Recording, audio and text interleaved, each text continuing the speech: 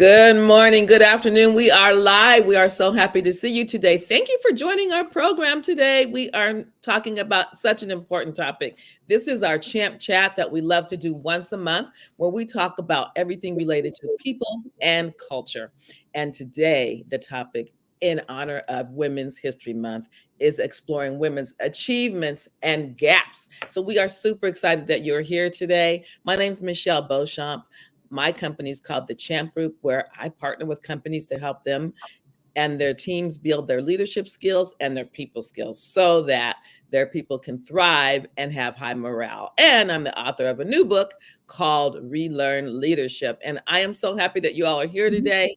What we want to ask you to do is we want to ask you to chime in, put in the comments what kind of questions you have. Let us know you're here and where you're coming in from. And without further ado, I'm going to let you meet our guest speakers. You are going to be very happy because these speakers have some wisdom, some knowledge, and a lot of nuggets for you. And let me just tell you that they have been really preparing for making sure that we provide you with some great programming and great information. So Laura, I'm going to start with you. I see you first. So please help our audience understand what it is you do, Laura. What makes you come here today?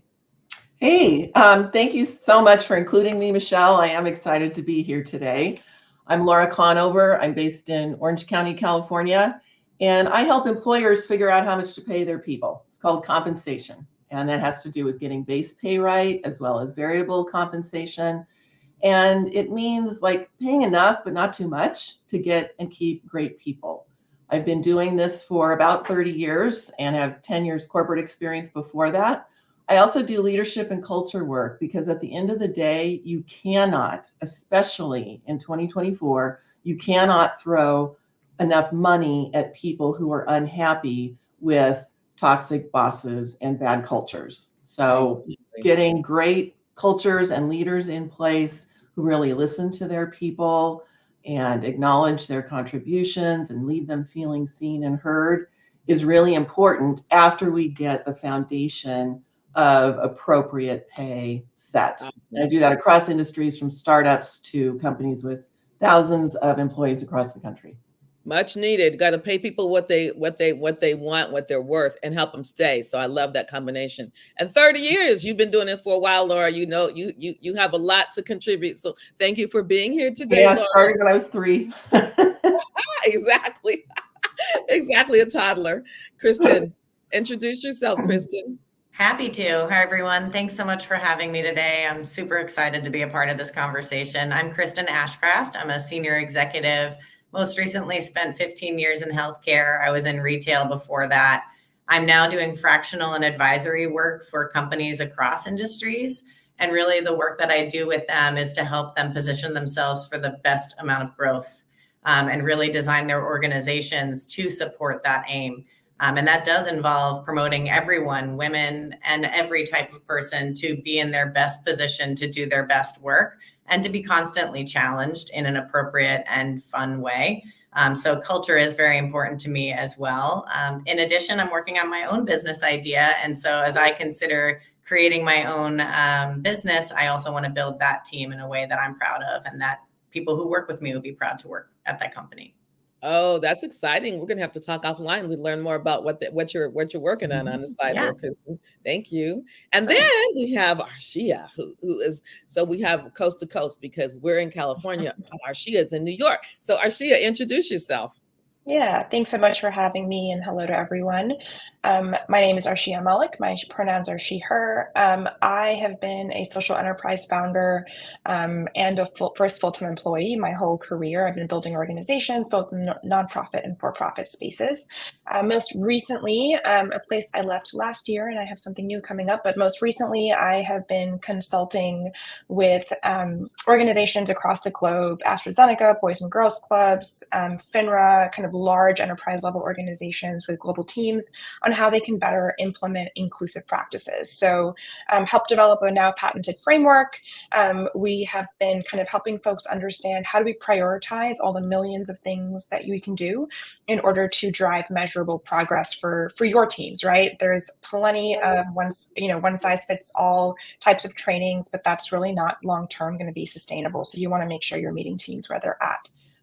Coming up, I'm going to be kind of continuing my work in workforce development, especially in bringing folks from underprivileged backgrounds that don't have access to the types of career building experiences and resources to enter the workforce, to have their own experiences and build those careers and have success.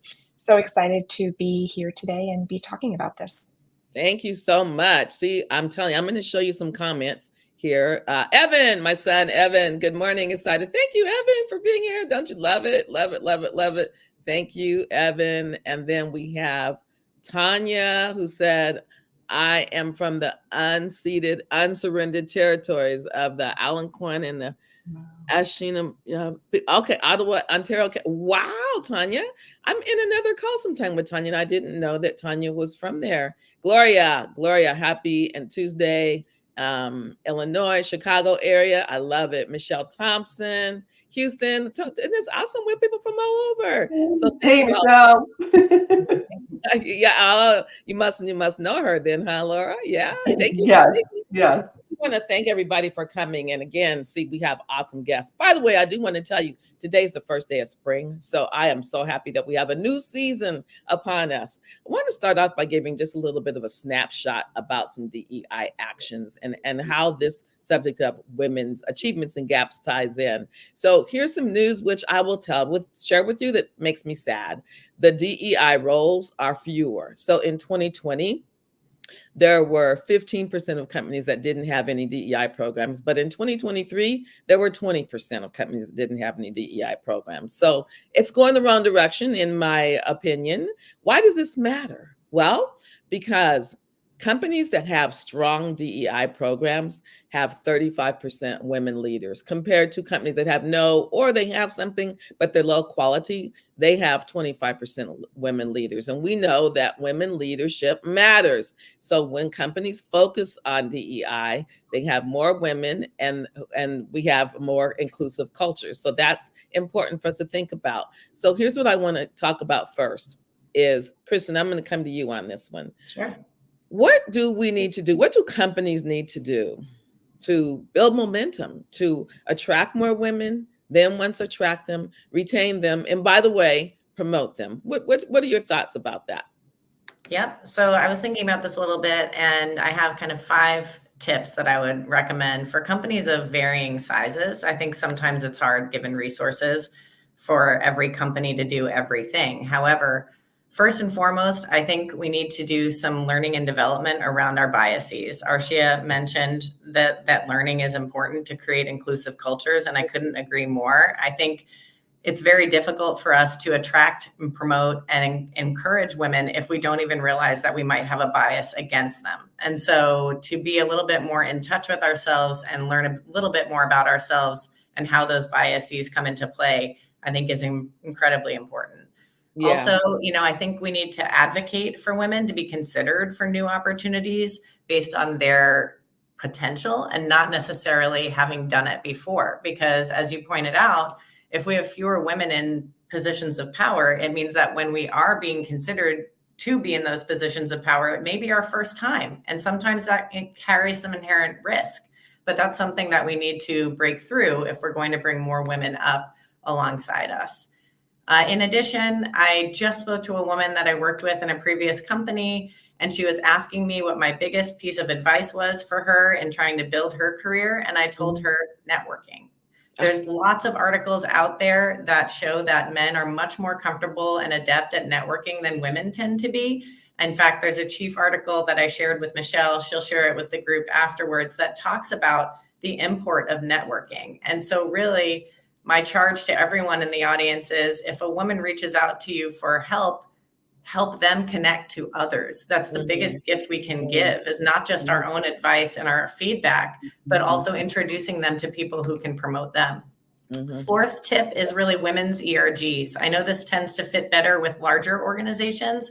That's an employee resource group, if you're not familiar with the acronym.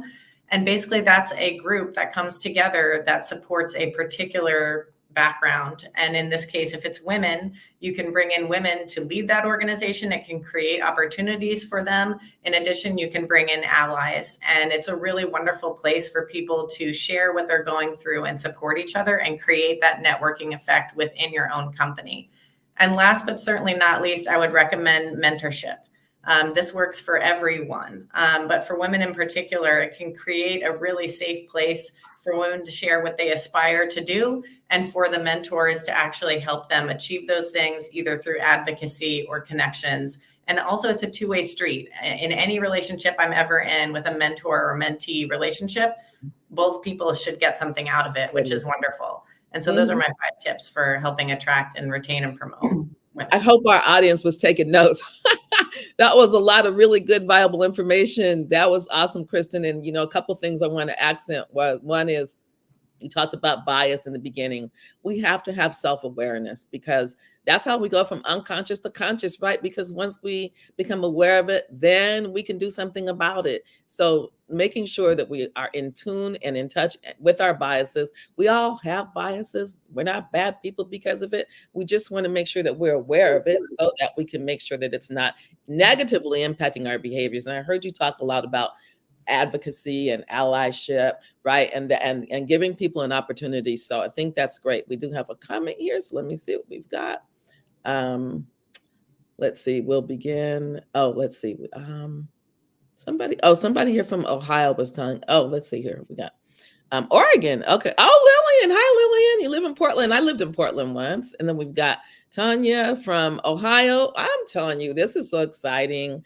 You all see you're in for a treat. You already got 5 tips about what to do. And so that's awesome in terms of building momentum. Now I want to talk about this. Laura, I'm going to come to you on this because courage to apply for new positions and for promotions. In your experience, you've had a lot of experience dealing with the compensation part and the culture part. Tell us a little bit more about what you see and what kind of guidance you can provide about what women need to do to be more courageous. Well, we know that men will apply for positions they're not qualified for, and that women typically say to themselves, I can't apply unless I can check all the boxes with respect to education required, specific experience required. And we just don't tend to go ahead and say, you know what, I'm going to try that thing that might be a little bit of a stretch for me, that position that I'm interested in. And we need to be able to kind of say to ourselves, you know what, it's okay to take the risk. It's a good thing to take a risk because I will end up in a better position, potentially long run in my career, if I kind of put my toe in the water, even when it seems like I don't know exactly what I would do in that role. And again, we know that men will typically go ahead and apply, and they also are better at promoting themselves for promotions and higher positions in companies. That's interesting. And that kind of ties in with what Kristen was saying in terms of networking. It has been shown men are better at networking. They're happy to promote themselves and talk about all the great things they've done. And we want to become more courageous and tell people more about what we're doing. It's okay to promote yourself, right? So yeah, it's okay. Sometimes we think we don't want to promote ourselves too much, but it's okay. Here's let's see, we have Brenda, who said she agrees, Kristen, with all those tidbits that you shared. She's in and you talked about a lot. So I'm sure you agreed with a lot. Now, here's what I want to talk about now, because we're talking about courageous. We know that we work for a lot of things, satisfaction, making a difference with people, but we also know that money matters. So what I want to do is I'm going to talk about money. And I know that Laura and Arshia, y'all both have some good wisdom and experience to share with us on this. So let's talk money. Okay, well, I'm going to start with some data. What we hear about a lot in the press, and it's true, on average, women make 84 cents per hour for every dollar that men make. This is on average across all ages, industries, education levels, ethnicities, regions of the country. Well, we also know that Black women make less than white women, and Latinos experience the largest wage gap. So what's behind all this? Um, to start with, when women enter the workforce, even when they have the same level of education, they often make less than men for comparable roles. Yeah. There's also an ongoing, what I call mommy penalty. Mothers make less than fathers. The data shows that. And there's a great data source that Michelle is going to share at the end from the Women's Law Center that gives you more of a deep dive in all of this. But mothers of every race make less than white non-Hispanic fathers. And the mommy penalty is greatest for women in low-paying jobs. And also part of this, the mommy penalty is the fact that women still take more time over the life of their career out of their full-time working typically to take care of children and aging parents than men do. So what else is going on here? Barriers still exist in male-dominated fields, especially those in science and technology. And we have a higher percentage of men in higher paying jobs, especially those at the top of organizations, and a higher percentage of women in lower paying jobs. But we are making some progress, I think mostly due to pay equity laws and pay transparency laws. In states like California and most states do have pay equity laws, and all states have to comply with the Federal Equal Pay Act. But we've needed more than just the Federal Pay Act to help us make some traction with respect to pay differences.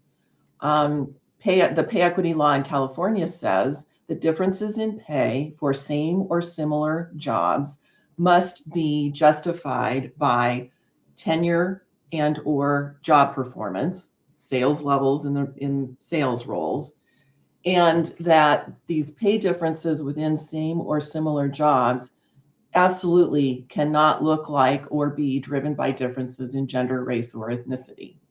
And so this law, at least in California, is helping us a bit with some of the gaps. Pay transparency, I think, is also very critical in this conversation. Right now, about 10 states have pay transparency laws. California's came into being the beginning of last year. And pay transparency requires that we post salary ranges when hiring into new roles, and we have to make them available to employees. So employees need to be able to say to their boss, what's the range for my job? So giving this information simply about pay ranges really helps giving women a leg up when they negotiate for salaries. Finally, it's also important to note that it is now not legal in California and some states to ask about salary history. And that is hugely important, because if someone starts behind, their career, making less than their male counterparts, if they have to keep telling, future employers what their salary history is, they never make up the gap. So it's good that we implemented laws like that as well. That's some really powerful information. The reason why I wanted to do this topic is because it's Women's History Month. And yes, we're going to celebrate and we're going to recognize that we are not finished, right? It's a progress. It's a journey. So we're not done. I thank you for that information. And audience, I know you're taking notes. Arshia, I'm going to come to you in a second, but I want to share a couple of comments that we have. Tanya says, I think women need to learn more about menopause. She learned recently that some women encounter a lack of self-confidence just out of the blue, not applying the positions they would have before, but it's part of hormonal change and can be managed. So, wow, Tanya, that's interesting because it's real, right? We all go through it eventually. And then Tanya also added, how sad is this? Unpaid caregiving is seen as a female vacation. Yeah, Tanya, totally agree. That's a very sad statement. And thank you for sharing that. Arshia, I'm gonna come to you now again on the same topic of money. Yeah. You have some additional insights. Yeah, and I can kind of build off of what both Laura and Kristen have been saying. I think in particular with regards to how I've been kind of talking to clients in the past and what I suggest, I think I live in New York, as I mentioned, we also have a pay transparency law for job descriptions. There's plenty of articles out there about how companies are getting around it by putting something like $60,000 to $300,000. That's not a reasonable range, and it doesn't help. However, that's something that we as employees can do in the organizations, right? Technically, doesn't comply with the law, but the law is so vague that there's not really a way to enforce that yet, or so it seems, right? So folks within organizations that are seeing that happen can help kind of advocate for better compliance with those laws and ask for better, more reasonable, but that is in the language of the law, ranges that make sense.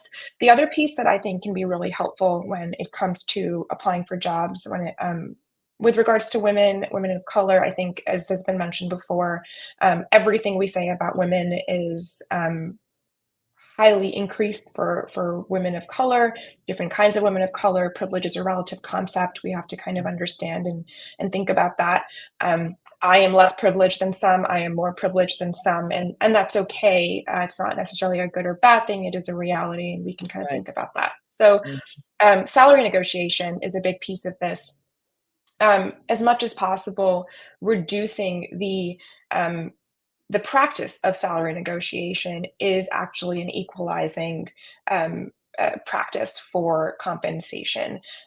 More and more, I just accepted an offer for a new role. I was looking for the next thing, really focused on the same work. And a bunch of the companies I spoke to actively put that they would not negotiate salaries, and they put reasonable pay ranges. It's very heartening and encouraging to see.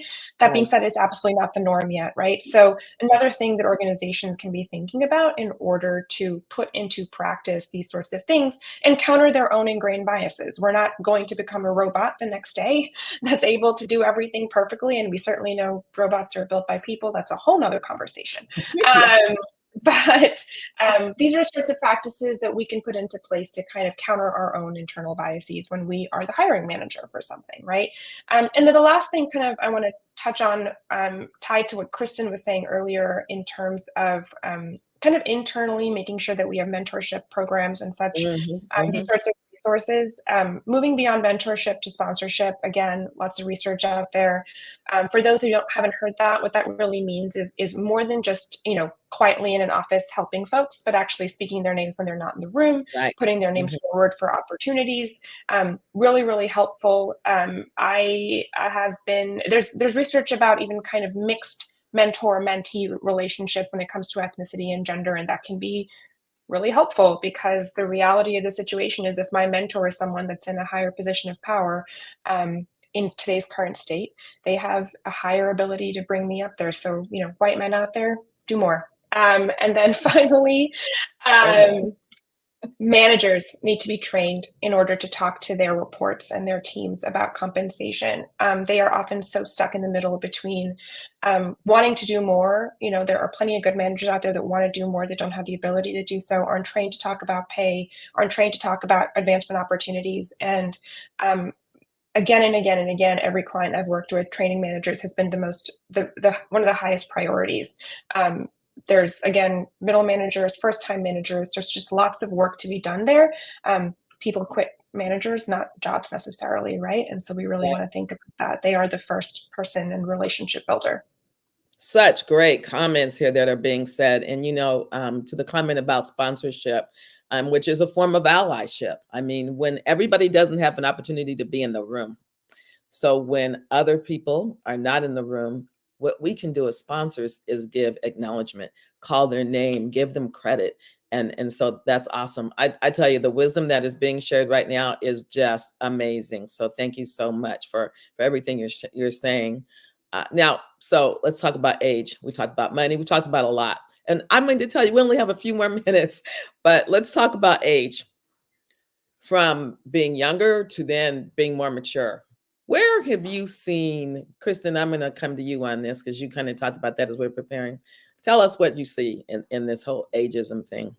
Yeah, I'll try to move quickly, but I feel like ageism is something that affects women no matter what age you are. And it's something that we need to continue to work to combat, because I think sometimes we think about it first for women who are maybe earlier in their careers, Perhaps they happen to look a little bit younger than they maybe even in fact, and maybe they have more experience than they might appear to have on the surface. And I faced this myself early in my career. I went for a first-time vendor meeting with my boss, and my boss was brought into the room for the meeting, and I was left in the waiting area. Fortunately, my boss was a sponsor and an advocate. He realized quickly what had happened, went outside, grabbed me, and brought me in, where I led the meeting with the vendor. Nice. But those things happen, and we all have to be aware that they're happening. In addition, we need to be able to convey that a woman is ready, even if it appears maybe she is not, and to give her that shot when we are in the positions to make those decisions, maybe a little bit later in our careers. And lastly, as we age, I mean, this kind of goes back to Tanya's comment, actually, from the group. We face this actually as women as we age as well. So there was a recent Esquire article that Michelle's also going to share, that in a survey of people over age 55, a Pittsburgh-based consumer analytics platform found that people in white-collar occupations experienced almost twice the level of ageism as those in service, craftsman, or technical roles. And women reported even higher levels of ageism than their male colleagues. So to me, one of the opportunities there is to continue to upskill all of our employees so that we're never making a judgment based on somebody's lack of tenure or significant tenure on what they can or cannot accomplish. We're all in this together, and the more that we can work together, the better we'll be. 100%. I tell you what, and by the way, being in the learning and development business myself, I love that we are saying it's all about training and developing and upskilling people. I want to share a couple comments. Tanya, that's such a good question, Tanya. Are there men in authority on this call? Listening to these messages on how to improve women's experience. Tanya, you know what? That's a great question, because we cannot keep it to ourselves, right? And then Gloria said, leadership traits that are needed, but the behaviors that are expected, allowed, and rewarded based on gender identity. So, so thank you for those questions. And I am not sure, but here's the thing. I know one man that's on the call, and that's my son, Evan. And so thank you, Evan, for having an interest in this. But to the point of that, we need to make sure that we don't keep this conversation to ourselves, because this is about everybody. I do want to say, we have just a couple more minutes, but I am happy. You know, I love sports. Anybody that knows me knows I love sports. And we do have some progress that has been made in sports. We still have work to do. But you know what? Was happy last year, the women's U.S. soccer team finally got the money that they deserve, finally, after much battling going on. And it's March Madness right now. And I'm excited because women's sports are getting much more recognition. There's been a lot of press about Caitlin Clark from University of Iowa, right? The Hawkeyes breaking records and beating records of men and women. So there's a lot going on. Even though, however, sadly enough, the pay is still not equitable. So we are not finished yet. We still have work to do. Evan, you got some props for being here. And so with just a couple more minutes that we have, I'll open this up, and Arshia, you can start. We have like 2 more minutes, and I still do want to have a couple of screens to share. But in a nutshell, what do you see? What can companies do amidst these obstacles, political or not political? Uh-oh, you're on mute. Whoops. Sorry, trying to be the right type of speaker and mute myself when I'm not talking. I'm going to try to not fully try to answer this question in 2 minutes, but what I will say is I personally am seeing a lot of change in language around job titles, departments, and so on when it comes to DEI. This debate and these pendulum swings have been going on for a very, very, very long time, for decades.